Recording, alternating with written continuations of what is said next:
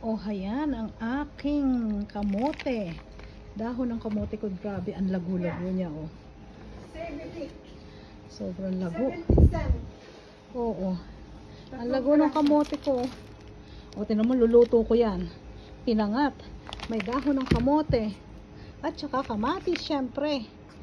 O, ayan. Kakainin namin yan mamaya. Magpipinangat kami. Mamimitas na tayo ng talbos ng kamote. Pitasin natin ang talbos ng kamote ko. O, diba?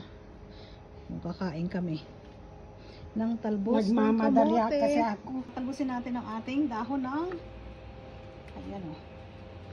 Kita mo? Kakainin natin kasama ng ating isda at saka kamatis. O, diba? Kakain tayo nito. Talbos ng kamote. Yummy. Ang ulam namin ngayon. Kawawa na si talbos ng kamote ko. Ang ganda ng mga dahon niya. Lalaki eh. Ayan. Kakainin namin yan. Talbos ng kamote. Marami tayong natalbos, oh. Yan na. Kawawa na yung aking ano. Natalbusan na. Ayan. Iluluto na namin to. Pinangat na may mackerel. Diba? So, ayan siya.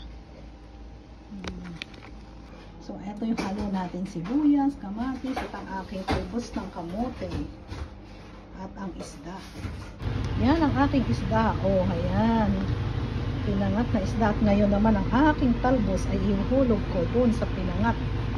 Ayun na ang talbos ko. Ang talbos ng kamote. Ayan. Oh, ang isda ni Ricky. Okay, tamo, tsaka aming talbos ng kamote. Pinangat na isda. Ano, masarap ba? Masarap. O, diba? Pero ako syempre, brown rice. O, red rice pala. Yummy. Ayan ang yummy talbos ng kamote. Oh. Kainin natin.